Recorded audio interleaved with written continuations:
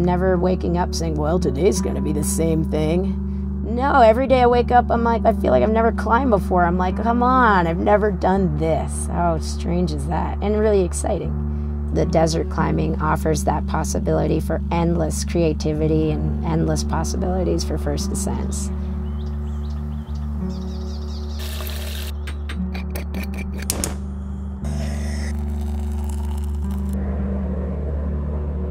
Some people are made to explore, some people are made to assimilate. It depends on how you find yourself happy, you know, and I found myself happy coming down here with all my free time.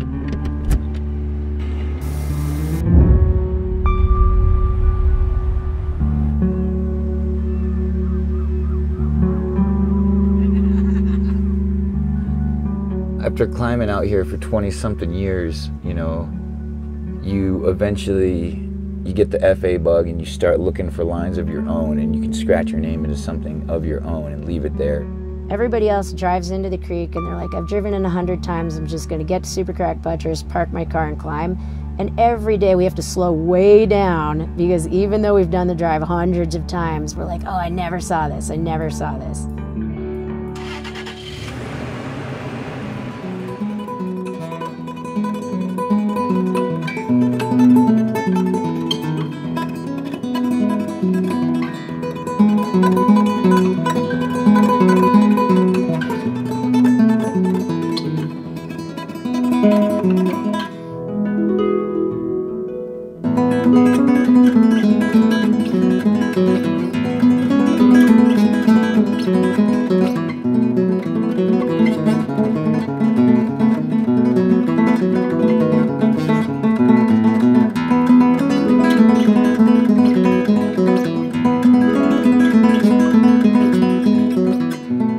I've never found anyone as obsessed with Off-Width as I am, so it was kind of a dream to find somebody who is as obsessed as I am, because it just makes it a lot more fun, and it opens up so many possibilities to have someone who will look up and see all the possibilities that I do and other ones.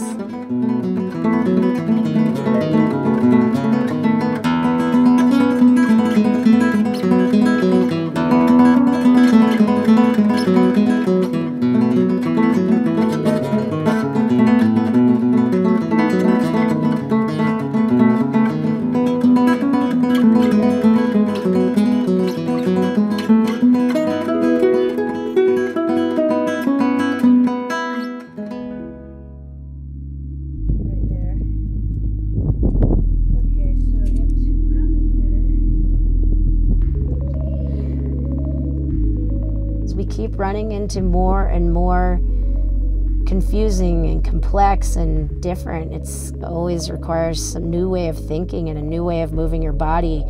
This one requires a way of moving your body that really shouldn't be done. It's incredibly awkward, painful, and improbable. And I think maybe that's what I love and hate about this particular route right now. I hated it a lot last night at about midnight when I woke up and had to take Motrin and eat pancakes because I was like freaking out. I think last night it was cookies actually, or chia pudding or something. And as far as objective hazard, I was like, oh, there's no objective hazard.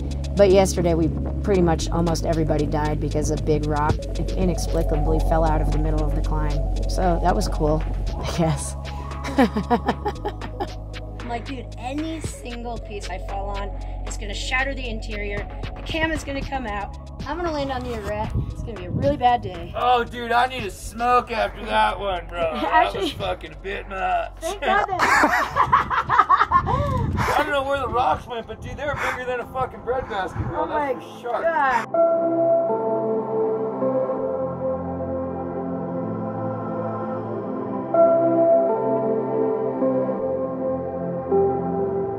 I think what I love about this route is less that it doesn't have that objective hazard of my other routes. I'm not battling with trying to just survive. I'm really battling with the technical details of the route. And going around the corner is really weird. It's really fun until you fall off the arete and hit the corner, which I've done a few times now.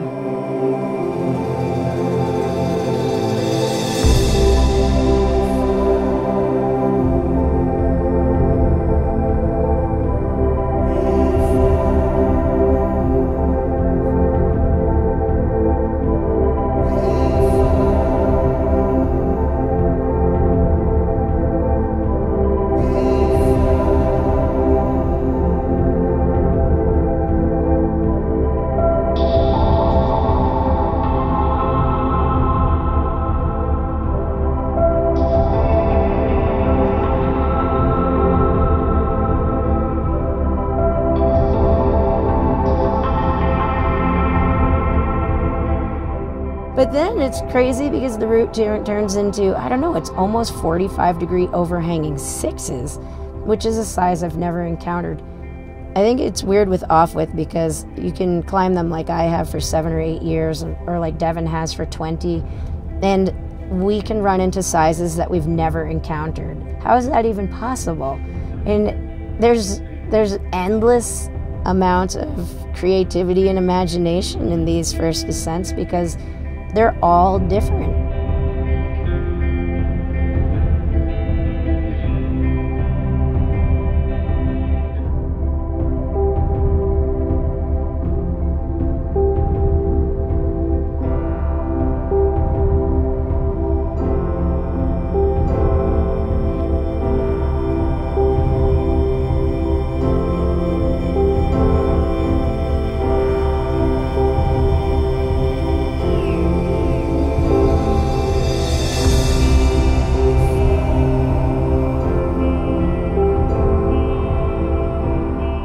I've devoted like 8 years now to off-width climbing, and by devoting myself to it, I mean training for off-width, thinking about off-width, climbing off-width at the expense of friends, relationships, families. I mean, I really put 100% into this, and it is a strange thing because ultimately climbing is a bit selfish. It's just about what I'm doing, or now it's cool because it's what Devin and I are doing together. But I'm hoping that the routes that we establish together will inspire other people to find and to seek out what they were born to do.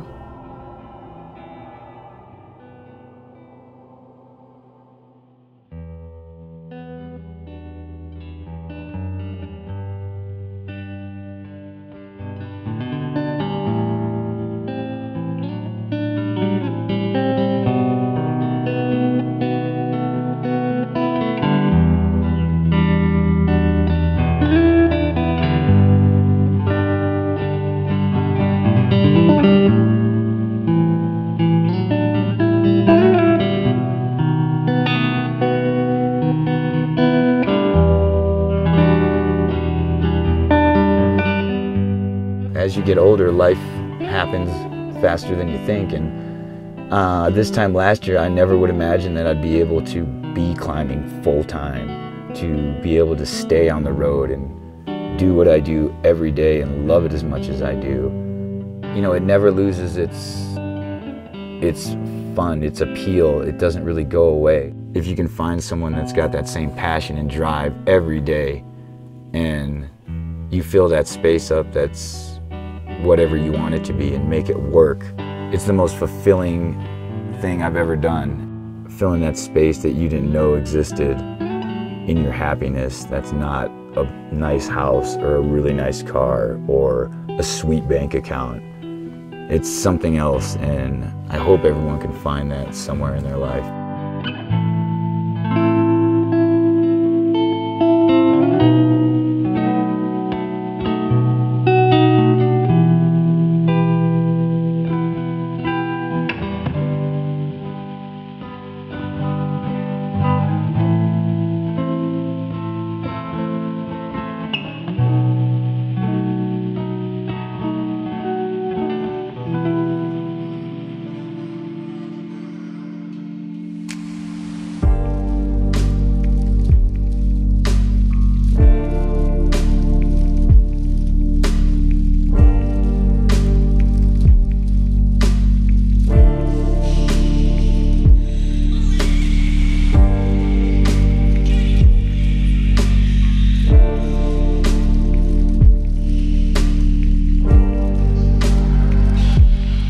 We would walk out of the canyon at the end of the day, and when the light changes, everything looks different all of a sudden, and so we saw more and more possibilities, and we'll probably be a little obsessed with that canyon forever.